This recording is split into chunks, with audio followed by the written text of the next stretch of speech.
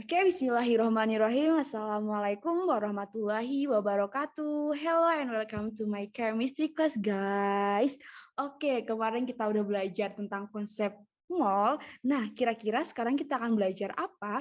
Oke, sekarang kita akan belajar yang namanya konsentrasi larutan.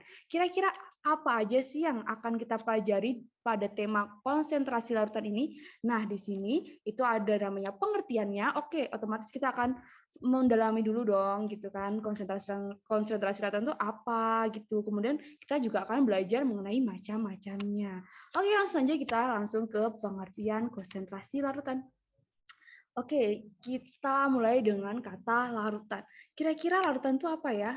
Nah, larutan itu ialah campuran homogen, di mana kata homogen itu sejenis berarti tercampur secara sempurna. Kalau heterogen itu ada perbedaan gitu kan ya. Kalau ini homogen berarti tercampur sempurna. Contohnya yaitu larutan HCl gitu guys. Nah, ternyata jumlah zat terlarut mempengaruhi kepekatan larutan. Ada kata kepekatan.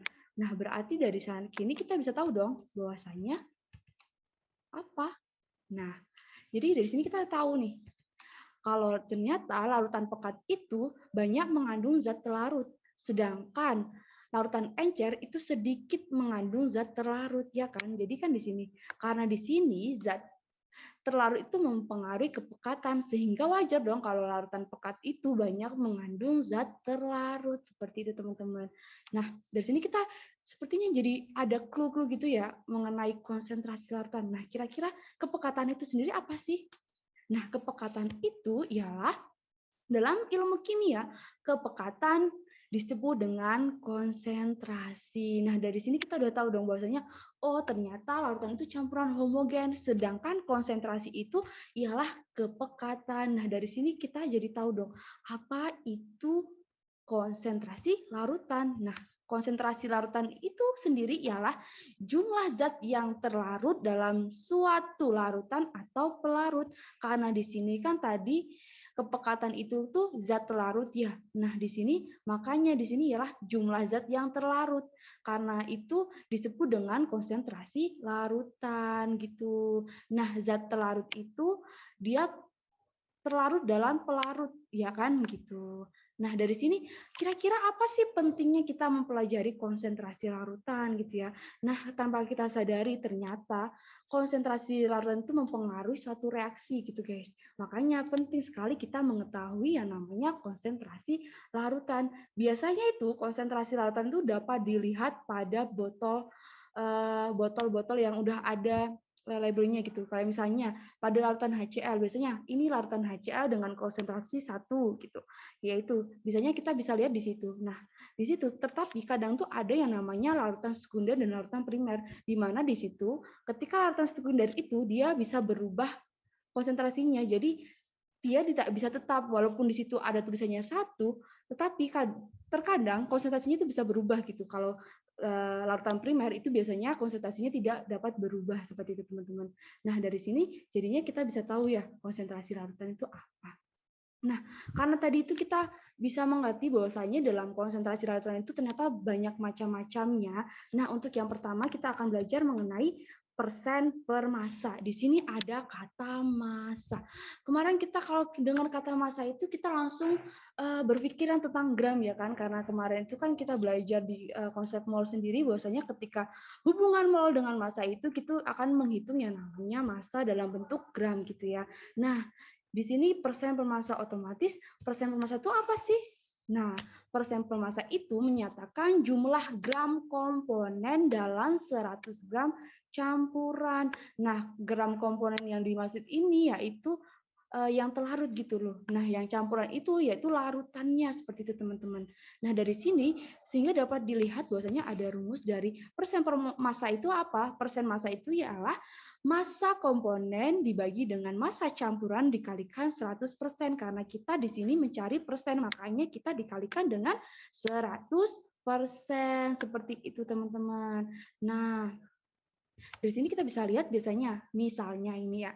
Dalam larutan gula 10%, berarti tuh dalam larutan tersebut mengandung 10 gram gula dan 100 gram larutan. Nah, ketika kita masukkan ke rumus ini, 10/100 kali 100% sama dengan 10%. Jadi membuktikan ya benar. Oke, nah semisal nih kalau dalam gulanya itu tidak 100 gram larutan. Semisal contohnya nih, contoh soalnya ini. Nah, semisal nih ya, contohnya nih, berapa gram gula yang terdapat dalam 250 gram larutan? Ini gram larutan gula 20%.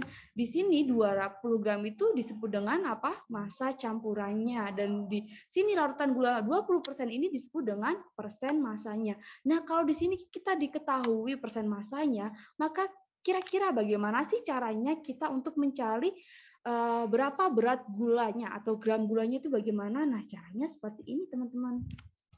Nah, di sini kita bisa lihat bahwasanya diketahui nih persen massanya berapa tadi? 20% ya, 20%. Di sini massa campurannya nih berapa? 25 gram. Nah, ditanya nih massa komponennya berapa nih? Pada dasarnya kan rumusnya itu persen per massa sama dengan massa komponen dibagi dengan massa campuran dikali 100%. Nah, ketika kita mencari massa komponen, maka di sini kita menggunakan pindah ruas ya. Ternyata belajar matematika itu juga berguna ya di belajar kimia gitu ya. Gini kita akhirnya mengetahui bagaimana cara pindah ruas gitu ya.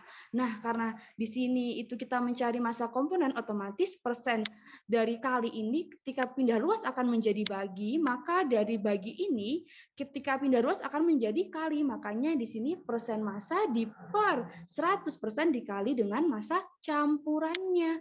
Nah, akhirnya massa komponen sendiri berapa? 20% per 100% dikali 250 gram. Akhirnya ketemu nih massa komponennya sebanyak 50 gram. Nah, dari sini mudah ya kita ketika mencari persen massa, mencari massa komponen dalam bentuk persen massa ya. Oke, nah kira-kira setelah kita mempelajari persen massa, maka kita akan mempelajari apa ya teman-teman? Oke, jadi untuk selanjutnya itu yaitu persen volume. Mendengar kata volume berarti itu yaitu dalam bentuk liter ya kan. Kemarin kita juga udah melihat ketika itu bahwasanya ketika dalam bentuk volume itu maka satuannya itu biasanya liter kalau enggak mililiter. Nah, kira-kira bagaimana ya? Oke, ternyata sama halnya nih dengan persen massa. Bedanya cuma di sini mililiter, kalau tadi bedanya yaitu gram gitu ya. Nah, untuk persen volume ini menyatakan jumlah mililiter komponen gitu ya kan. Atau ini yang terlarutnya dalam 100 mililiter campuran gitu ya. Sama halnya dengan persen per massa. Bedanya di sini hanya dengan mililiter. Oke, berarti di sini ditemukan rumus bagaimana? Akhirnya ditemukan rumus seperti ini nih. Bahasanya persen volume ialah volume komponen dibagi dengan volume campuran dikalikan dengan 100%. Ya kan sama karena di sini mencari persen makanya dikalikan dengan 100%. Oke. Nah, misalnya ini ya.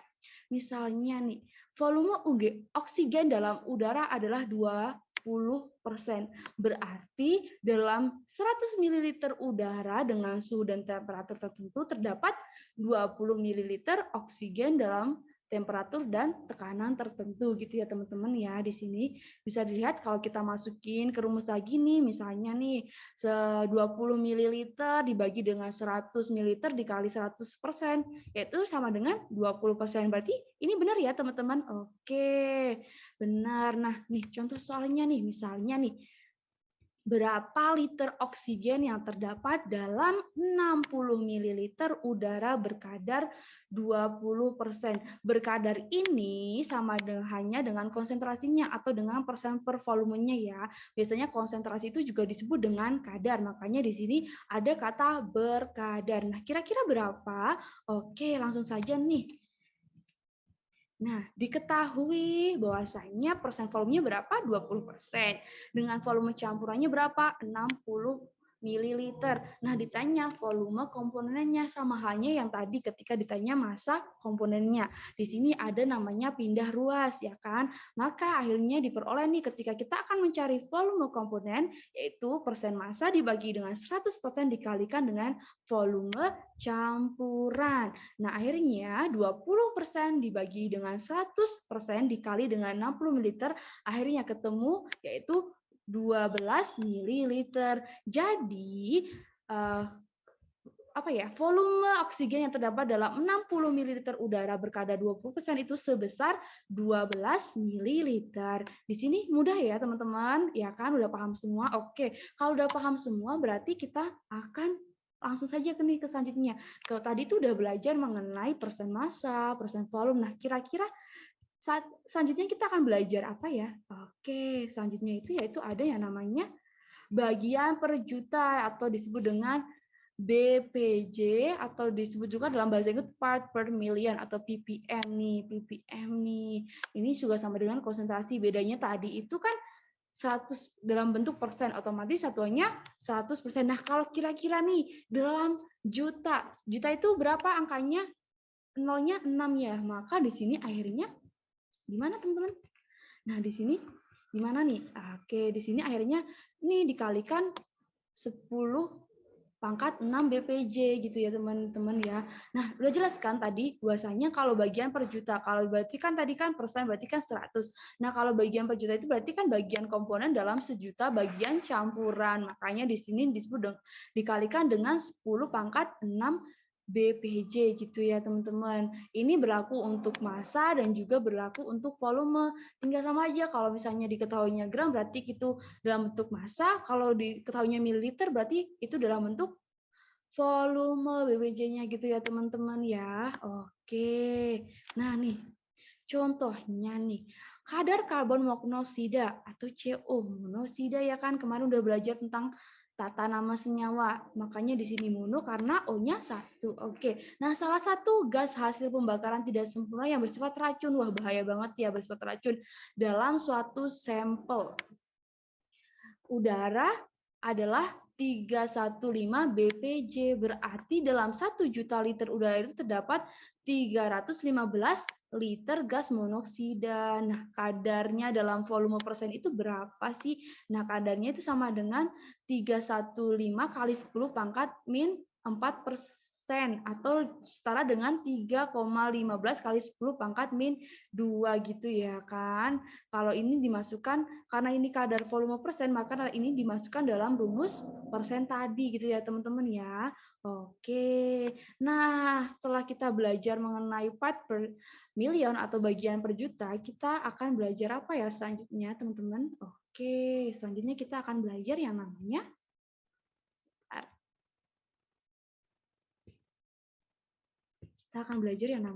apa teman-teman? Nah, sebelum itu ternyata kita nggak belajar, kita berarti dulu nih. Kan tadi itu kita udah tahu nih ya namanya persen massa, persen volume, bagian per juta atau BPJ atau disebut dengan part per million atau ppm gitu ya. Nah, kan biasanya teman-teman tuh kalau udah dikasih rumus, ketika dikasih contoh, kita aplikasikan ke soal itu kan kadang masih bingung ya. Makanya kita di sini berlatih dulu nih untuk yang pertama nih. Bagaimana sih menyelesaikan perhitungan yang berkaitan dengan kadar atau konsentrasi tadi ya. Itu bisa dalam bentuk persen massa, persen volume, atau BPJ gitu ya. Nah, yang kedua nih, bagaimana sih membuat larutan dengan kadar tertentu? Kalau misalnya kadarnya itu ditentukan gitu ya. Nah, yang ketiga nih, bagaimana nih menghitung jumlah larutan yang mengandung sejumlah zat tertentu gitu ya. Bagaimana sih maksudnya? Ya, nah yang empat nih, bagaimana sih kita caranya mengubah kadar nih? Misalnya mungkin mau diubah kadarnya gitu ya. Oke, udah siap ya kita berlatih ya teman-teman. Oke, langsung saja kita akan mulai dari yang pertama dulu ya. Bagaimana menyelesaikan perhitungan yang berkaitan dengan kadar. Bagaimana kira-kira caranya ya? Aduh, nih semangat sekali sampai salah ngomong ini. Oke nih, bagaimana sih menyelesaikan perhitungan yang berkaitan dengan kadar nih? Contoh soalnya seperti ini, teman-teman nih. Sebanyak 20 gram gula dilarutkan dalam 100 gram air. Berapakah kadar gula tersebut? Berarti ini kalau dalam bentuk gas nih. Berarti kadarnya itu, konsentrasinya itu berapa ya kira-kira ya? Kan ini di sini diketahui ini 20 gram gula, terus dilarutkannya itu dalam berapa nih? gramnya air 100 gitu ya. Nah, kira-kira gimana sih caranya? Oke, langsung saja ya. Nah, caranya gini teman-teman nih. Gini kan diketahui nih massa gulanya 25 gram, massa pelarutnya berapa? 100 gram nih. Air itu kan sebagai pelarut ya, makanya di sini disebut dengan saya tulis sebagai pelarut. Nah, otomatis ketika itu massa larutan, larutan itu kan campuran homogen ya, berarti kan antara gula dengan pelarutnya. Nah, di sini makanya massa larutannya itu berapa? Massa gula dibagi dengan massa pelarutnya, akhirnya 100 ditambah dengan 25 sama dengan 125. Nah, di sini ditanya kadar gula dalam lautan atau disebut dengan persen masanya gitu ya. Nah, caranya gimana tadi itu kan udah tahu kan bahwasanya persen massa itu sama dengan massa komponen dibagi massa campuran dikali dengan 100%. Akhirnya 25 gram dibagi dengan 125 gram dikali dengan 100% sama dengan 20%. Akhirnya diperoleh nih kadar gula dalam lautan tersebut sebesar 20%. Gitu teman-teman ya. Di sini nggak bingung kan ketika ada soal kayak gini? Udah nggak bingung ya? Oke, kita lanjut ke selanjutnya ya teman-teman. Kira-kira untuk yang selanjutnya gimana? Kalau kita udah bisa menyelesaikan perhitungan yang berkaitan dengan kadar, kita bisa nggak ya menyelesaikan soal ketika itu disuruh membuat larutan dengan kadar tertentu gitu ya. Jadi contohnya nih, berapa gram gula dan air yang diperlukan untuk membuat 200 gram larutan gula 25%. Otomatis ini diketahui kan bahwasanya massa larutan atau massa campurannya itu sebesar 200 gram dan di sini kadarnya itu atau persen masanya itu sebesar 25%. Otomatis gimana caranya teman-teman? Apakah ada yang tahu? Oke, langsung saja ya.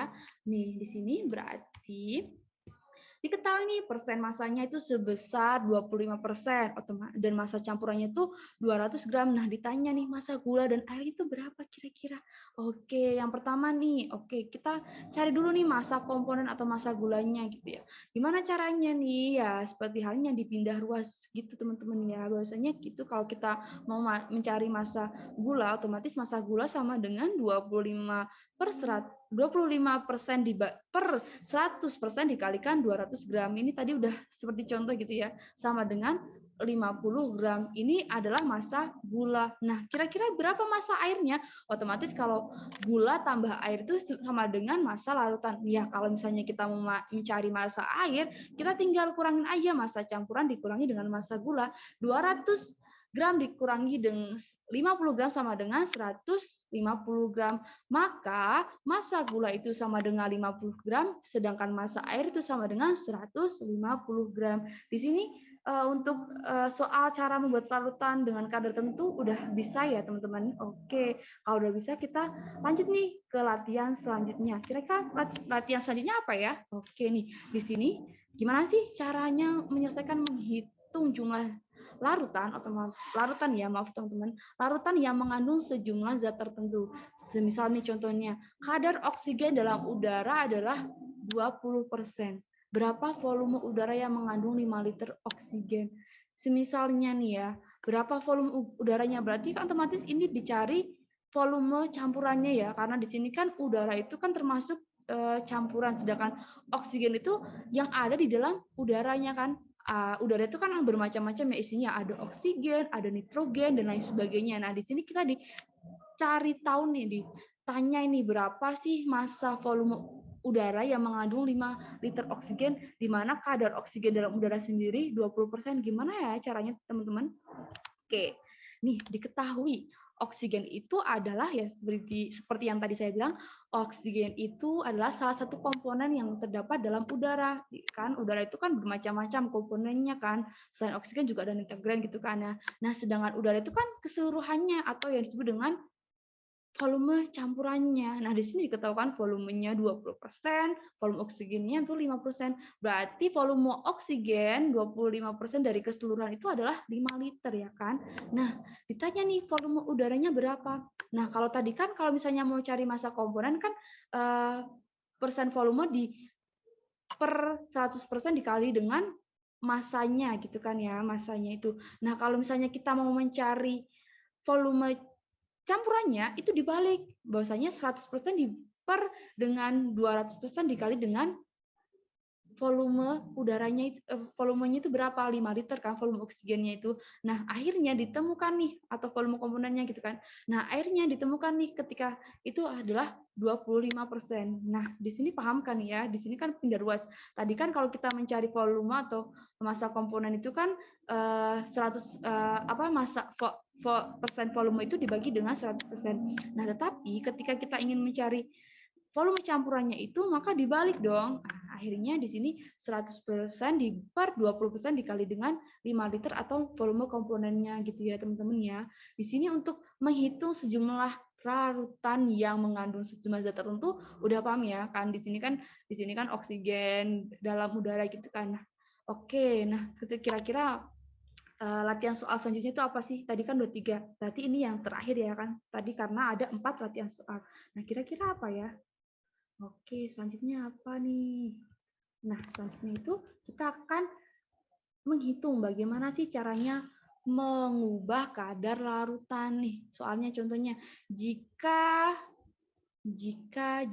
teringat, enggak. Jadi jika ke dalam 100 gram larutan gula itu 10% ditambahkan gula 20%, berapakah kadar gula tersebut? Berarti kira-kira kalau misalnya nih ditambah gula lagi, apakah kadarnya akan tetap atau berubah ya teman-teman? Ya kalau kalau kita dinalar tuh kalau ditambahkan otomatis kadarnya kan bertambah ya, soalnya ditambahkan gula kadarnya gitu ya. Nah, jadi bagaimana cara menghitungnya? Cara menghitungnya seperti ini teman-teman. Kita biasakan ditulis gitu ya. Diketahui nih massa campurannya berapa? 100 gram kan? Nah kan 100 gram gitu kan teman-teman. 100 gram gitu ya. 100 gram. Persen massanya berapa? 10%. Nah, massa yang ditambahkan tuh berapa? 20 gram kan. Nah, di sini kan ditanya berapa persen kadar garam setelah penambahan. Kira-kira setelah penambahan kan berapa? Otomatis kan volume larutannya kan juga bertambah ya kan. Kan massa gula dalam 100 gram larutan tuh 10% tuh berapa? Kita cari dulu kan massa gula dalam massa gula dalam 100 gram larutan gula 10% itu berapa gitu. Kira-kira massanya berapa. Nah, caranya gimana nih? Kayak tadi nih pindah ruas gitu kan ya. Bahwasanya kan massa gula itu sama dengan persen massa di per 100% dikali dengan massa campurannya sehingga diperoleh nih 10% per 100% dikali dengan 100 gram sama dengan 10 gram. Oh, ternyata dalam 100 gram larutan gula 10% itu terdapat massa gula sebesar 10 gram. Nah, otomatis massa keseluruhannya nih kalau misalnya udah mau ditambah 20 gram itu berapa? 30 gram ya kan? Karena tadi massa sebelumnya itu kan 10 gram. Nah, ditambah 20 gram berarti sama dengan 30 gram. Nah, berarti kan otomatis kalau massa gulanya menambah, otomatis massa larutannya nambah nggak? Nambah dong, karena di situ berarti 100 gram ditambah dengan 20 gram. Akhirnya massa larutannya diperoleh 120 gram. Nah, kira-kira berapa kadar gulanya? Nah, tinggal dicari. Persen massa itu sama dengan massa komponen per massa campuran dikali 100%. Otomatis kadar gulanya itu sama dengan 30 gram per 120 gram dikali dengan 100% sama dengan 25% gitu teman-teman. Wah, ternyata ketika 100 gram larutan gula 10% ditambahkan gula 20 gram itu kadarnya berubah menjadi 25%. Wah, ternyata nambah, nggak sama gitu ya teman-teman ya. Ya, oke. Nah, selanjutnya kita udah belajar, udah latihan soal ya kan. Ya, selanjutnya kita akan melanjutkan macam-macam konsentrasi larutan yang selanjutnya. Nah, apa untuk selanjutnya? Ya, di sini ada yang namanya kemolaran. Kira-kira kemolaran itu apa ya, teman-teman? Oke, lanjut ya. Nah, ternyata kemolaran itu ialah jumlah mol. Nah, kan di sini ada kata mol, maka di sini jumlah mol zat terlarut dalam larutan tiap liter larutan gitu teman-teman. Jadi di sini kemolaran itu seperti itu. Jumlah mol. Nah, gimana sih rumusnya dari mol? Nah, mol itu juga disebut dengan molaritas biasanya teman-teman. Nah, di sini nih. Makanya nih kan jumlah mol zat dalam setiap larutan. Makanya diperoleh rumus dengan N per V, yaitu mol per liter volumenya gitu ya, karena kan tiap liter larutan atau bisa juga mililiter sih teman-teman ya kan di sini. molaritas. Atau bisa nih caranya dengan kita mencari dulu molnya. Kan mencari dulu ini kan mol ya kan, M per MR atau MN massa molar gitu kan. Di sini cari dulu molnya dikali dengan 1/V gitu kan, berapa volumenya gitu. Kalau semisal nih belum diketahui molnya, otomatis kita harus mencari dulu kan berapa molnya gitu ketika kita ingin mencari molaritas ini gitu teman-teman. Nah, nih bahwasanya M itu sama dengan molaritas atau kemolaran larutan, di mana di sini molaritas itu satuannya apa? Mol per liter gitu teman-teman. Atau bisa juga sih ya mol per liter sih teman-teman.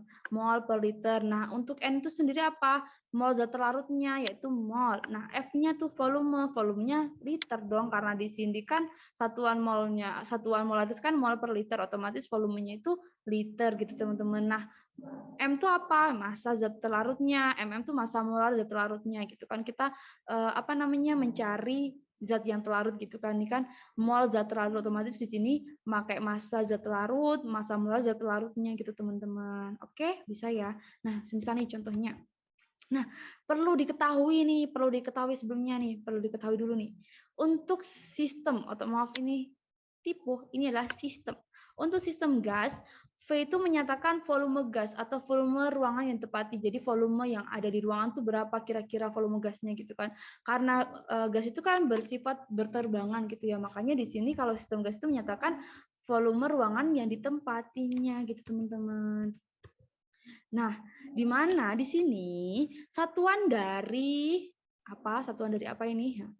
Satuan dari kemolaran itu siapa? Mol per liter ya kan? Tadi udah kan mol per liter. Itu dalam skala volumenya tuh liter nih teman-teman. Nah, kalau misalnya dalam skalanya itu mililiter, itu milimol per mililiter gitu kan teman-teman. Karena ini dalam skala mililiter gitu. Nah, tapi biasanya tuh juga untuk skala molaritas itu bisa ditulis dengan M. Misalnya nih 1 M gitu. Kebanyakan sih nulisnya pakainya langsung M gitu, teman-teman. Gitu ya, teman-teman ya. Paham ya untuk kemolaran. Nah, kira-kira gimana sih contoh soal dari kemolaran? Udah nggak sabar ya kan? Gimana cara menyelesaikannya nih? Ini contohnya nih, menentukan massa zat terlarut dalam larutan yang kemolarannya diketahui. Semisal nih kemolarannya itu diketahui. Kira-kira gimana cara menyelesaikannya nih?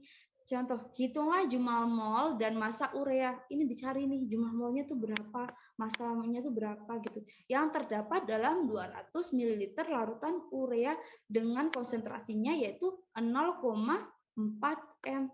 Nah, kira-kira gimana caranya tadi? Gimana sih caranya mencari mol sendiri? Gimana cari caranya mencari molaritas atau M gitu sama dengan N per V. Nah, otomatis untuk langkah pertama apa? Kita mencari molnya dulu dong, karena di sini diketahui volumenya gitu teman-teman. Oke, gimana caranya? Oke, langsung aja nih saya tunjukkan.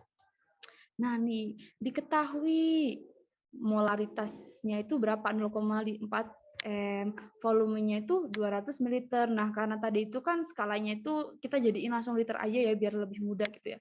Nah, sama dengan 0,2 liter. Nah, ditanya massa dan molnya itu berapa? Massa urea dan molnya itu berapa?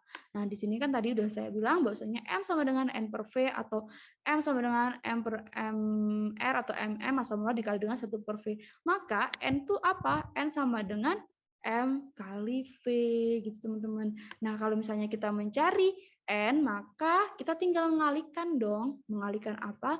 Mengalihkan molaritasnya dikali dengan volumenya. Berarti 4 dikali dengan 0,4 M dikali dengan 0,2 liter ya. Tadi kita ubah dulu menjadi liter gitu ya teman-teman.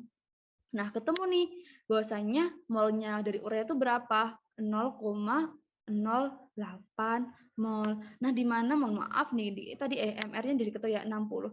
Nah, otomatis masanya berapa nih? Masanya kan berarti kan kalau misalnya kita cari nih, ini di sini nih, cari apa namanya?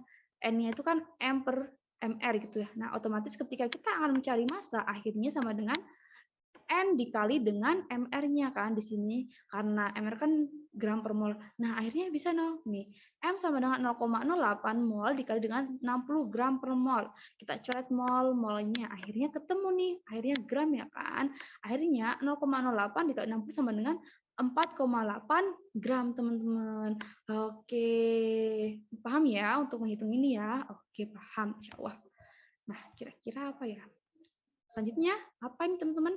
Selanjutnya yaitu kita akan belajar tentang pengenceran. Ternyata dalam molaritas itu ada yang namanya pengenceran. Jadi kita perlu tahu nih pengenceran. Pengenceran itu gunanya apa sih? Nah, ternyata dalam laboratorium biasanya ketika ingin mengecilkan konsentrasi ini menggunakan pengenceran. Makanya di sini kegunaan pengenceran itu untuk memperkecil konsentrasi larutannya. Nah, caranya gimana nih? Caranya yang bisa biasanya itu yaitu dengan menambahkan sejumlah pelarut nih. Dengan pelarut kita tambahkan pelarut, misalnya pelarutnya aqueous nih, contoh pelarutnya aqueous atau etanol gitu, kita tinggal nambahin gitu. Nah, kira-kira apa yang terjadi nih ketika kita melakukan pengenceran gitu dengan cara itu? Nah, pengenceran itu menyebabkan volume kemurannya berubah, tetapi zat terlarut tetap atau tidak berubah. Kan volumenya bertambah kan? Kenapa volume kemurannya berubah? Karena di sini kan volume kolomolarnya berubah tuh karena adanya penambahan pelarut, otomatis volumenya berubah ya kan. Nah, di sini contohnya itu pelarut tuh ada aqueous atau etanol gitu, teman-teman. Nah, gimana sih caranya nih? Di sini Kakak akan melihat nih step-stepnya nih, akan memberitahu kalian step-step bagaimana sih secara jelas biar nggak ngambang gitu ya. Oke nih, caranya gini nih, cara mengencerkan larutan. Yang pertama itu kita pipet dulu nih pakai namanya pipet ukur. Biasanya berskala agar lebih jelas nih gitu. Dengan kita tuh biasanya kalau misalnya dalam pengecaran itu kita menggunakan rumus di bawah ini nih. Di bawah ini rumusnya nih. F1 sama dengan M1 kali V2 kali M2. Misalnya nih, kan otomatis nih ya, kita akan tahu nih misalnya nih kita mau mengencerkan berapa misalnya kita mengencerkan berapa konsentrasi, misalnya mengubah konsentrasi 1 menjadi 0,1. Nah, kira-kira berarti kita dalam berapa nih? Dalam misalnya kita mau mengencerkan dengan volumenya berapa ya? Misalnya volumenya dengan labu ukur 100 gitu ya, 100 ml. Nah, otomatis kan kita tahu nih. Oh, berarti kita mau ngencerin nih menjadi 0,5 M di mana dengan volumenya itu 100 ml. Berarti kita di sini akan tahu nih, oh kira-kira berarti volume yang diambil untuk mengubah konsentrasi itu berapa gitu. Nah, caranya tuh dengan rumus ini teman-teman nih. Nah, pertama nih kita ambil dulu nih larutannya yang mungkin yang ingin diencerkan gitu ya. Misalnya mau mengubah tadi dari 1 menjadi 0,5 gitu kan. Kita ambil dulu sebanyak sekian gitu sesuai dengan menghitung nih. Sebelumnya dengan menghitung dengan rumus pengenceran ini. Nah, setelah itu kita masukin nih larutan yang udah dipipet sesuai dengan jumlahnya. Nah, biasanya kan pipet ukur tuh ada yang 5 ml, terus kayak 10 ml. Jadi kayak misalnya kita mau ngambil 20 ml, berarti kalau misalnya kita menggunakan pipet ukur yang skalanya 10 ml, itu berarti kita ambilnya 2 kali gitu, teman-teman. Nah, ini masukin ke dalam labu ukur. Ini namanya labu ukur ya teman-teman. Nah, ini tuh namanya pipet ukur. Nah, tapi kalau ini tuh namanya propipet. Propipet itu biasanya untuk mengambilnya itu. Jadi kayak ada tombol-tombolnya gitu loh. Ya buat misalnya ngeluarin tuh pakainya kode yang mana. Kalau misalnya kita mau ngeluarin tuh pakainya mana. Kalau kita mau masukin tuh gimana gitu tuh. Ini pakai yang namanya propipet ini. Nah, gitu. Nah, pipet ukur nggak bisa digunakan tanpa pipet. Jadi ini tuh harus lengkap, paket lengkap gitu loh. Karena ini sebagai kayak menghisapnya gitu, kayak suntian gitu loh, kayak disedot gitu loh. Nah, akhirnya di sini kalau misalnya udah ini diturunin nih ke sini ke labu ukur. Nah, habis itu ditambahin pelarutnya. Nah, misalnya pelarutnya aqueous, jadi tambahin pelarutnya aqueous. Nah, sampai tanda batas nih. Tanda batas dalam labu itu tuh labu ukur tuh hanya satu nih. Laba aqueousnya biasanya tuh sampai meniskus gitu loh. Nah, nanti tuh lihatnya pakai mata gitu. Nanti ada di contohnya tuh di gambar selanjutnya. Nah, di sini kan kalau biasanya aqueous itu menggunakan botol semprotnya gitu loh. Kalau misalnya kita mau nambahin aqueous gitu, nggak usah pakai pipet ukur karena ini kan nanti kan nambahnya kan sampai tanda batas, jadi kan nggak terukur, maksudnya nggak usah ukur, tinggal tambahin sampai tanda batas. Nah, sedangkan kalau yang pipet ukur ini kan kayak kita harus tahu nih volumenya yang diambil untuk diencerkan menjadi 0,5 itu berapa gitu kan. Makanya kita pakai skala yang berukur gitu loh. Kalau skala berukur tuh berarti kan ada ukurannya gitu loh. Kalau misalnya pipet tetes itu kan nggak ada skala ukurnya gitu. Itu tidak bisa gitu. Kita pakai yang skala ukur. Ya contohnya pipet ukur gitu.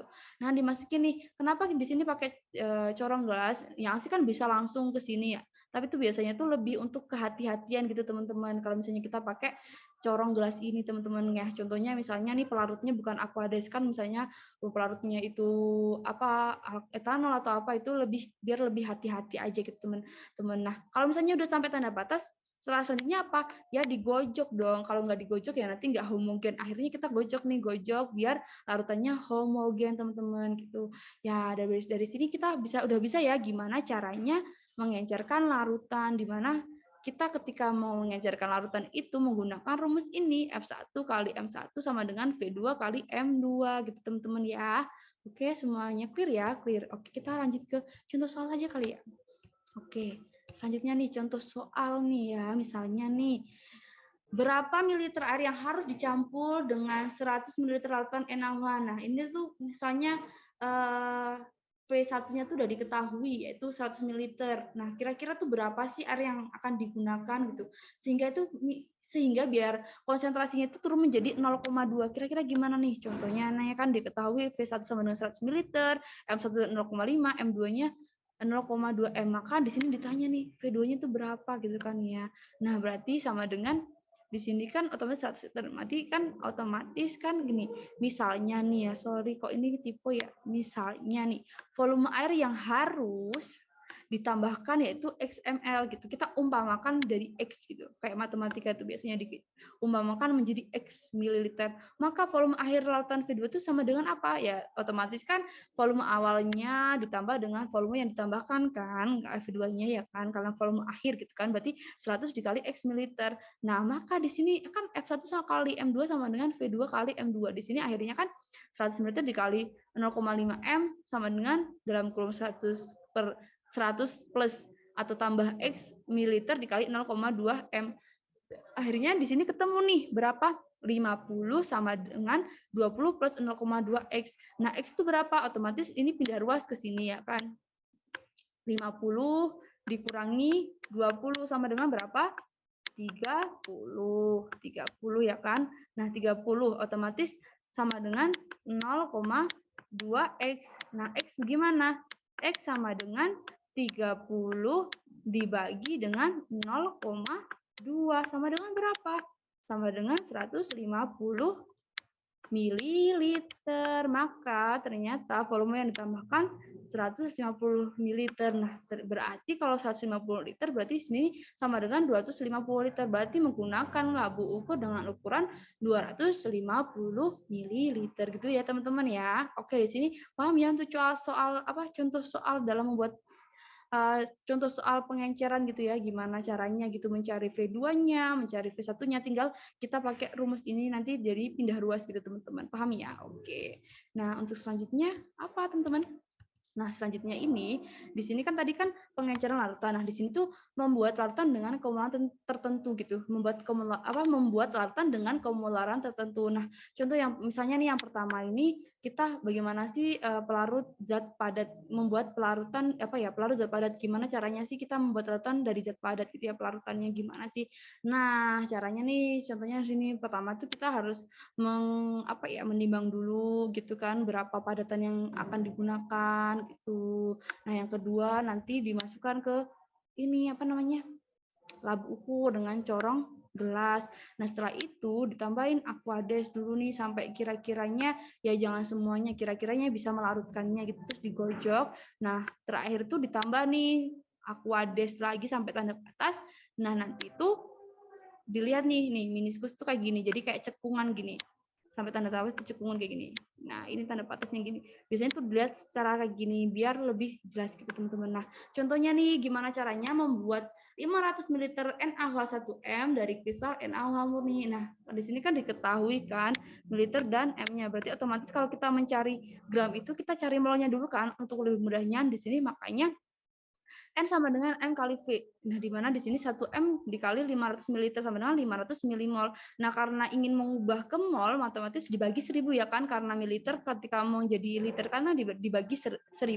Nah, makanya di sini N sama dengan 0,5 mol. Nah, gimana cara menghitung masanya? Nah, caranya gampang nih. Cara menghitung masanya gimana nih? Caranya N dikali MR-nya kan, maka 0,5 mol dikali 40 gram per mol, ya kan? Coret-coret ketemu deh 20 gram. Nah, setelah itu dimasukin nih seperti tadi, dikira-kira digojok sampai tanda batas. Nah, gitu caranya ketika kita ingin membuat larutan dari zat padat gitu, teman-teman, untuk sesuai dengan konsentrasinya gitu. Kayak semisal nih 500 ml dengan konsentrasi 1 M. Nah, caranya kayak gini, teman-teman. Kalau padatan ditimbang dulu, kalau misalnya larutan langsung diambil dengan pipet ukur gitu ya teman-teman ya. Oke, udah paham ya gimana caranya kita pelarutan zat padat gitu ya teman-teman. Nah, selanjutnya gimana nih selanjutnya nih? Nah, selanjutnya yaitu pengenceran larutan pekat. Melihat kata pekat di sini, bahwasanya tadi larutan pekat itu apa? Dia yang mengandung banyak zat telarut ya kan. Berarti dia apa? Dia memiliki kadar yang tinggi tentunya ya kan. Ketika itu berarti larutan itu memiliki kadar yang tinggi nih. Contohnya itu misalnya nih ya, asam sulfat dengan kadar 98% dan massa jenisnya 1,8 kg. Kenapa di sini asam sulfat? Ya karena di sini kan bisa lihat berarti kan larutan pekat itu biasanya tuh dalam bentuk larutan berbagai jenis asam dan amonia di sini. Nah, makanya di sini contohnya itu asam sulfat. Ya, emang benar asam sulfat itu sangat pekat gitu ya, teman-teman ya. Nah, sehingga di situ kita bisa lihat nih ada yang namanya massa jenis dan juga kadar. Maka di sini kita bisa lihat nih persamaannya, yaitu rumusnya ketika kita ingin mencari molaritas dari larutan yang berkadar tinggi atau larutan itu pekat gitu ya kan. Gimana caranya nih tuh? Yaitu kita bisa lihat bahwasanya tinggal kita kalikan aja, yaitu ada rho itu adalah massa jenis, dikali dengan 10 itu adalah ketetapannya, kemudian dikalikan kadar, itu atau persen massanya gitu ya kan, dibagi dengan molaritasnya, massa molaritasnya atau MR-nya, yaitu berapa gitu ya. Nah, gitu teman-teman nih, seperti halnya nih di samping bisa lihat nih bahwasanya untuk molaritas dari molaritas itu kan apa namanya satuannya adalah mol per liter ya. Di mana massa jenis sendiri itu ada yang kilogram per liter, ada juga dengan gram per mililiter. Kalau misalnya kilogram berarti sama dengan liter, kalau gram sama dengan mililiter gitu ya kan. Nah, kadar persennya itu adalah persen masanya dan mm itu adalah massa molarnya atau bisa di AR atau MR-nya gitu ya teman-teman ya. Nah, nih sebagai contoh misalnya nih, berapa molaritas larutan asam sulfat 95% dengan massa jenis 1,2 gram per mililiter. Nah, MR-nya kira-kira berapa? MR-nya yaitu diketahui 98 gram per mol. Kira-kira gimana caranya ya? Kita tinggal masukin aja seperti cara yang tadi ini. Cara di sini ya kan, kita tinggal masukin aja nih. Nah, oke, langsung saja nih ya. Langsung saja nih. Gimana caranya nih? Nah, tadi diketahui massa jenisnya berapa? 1,2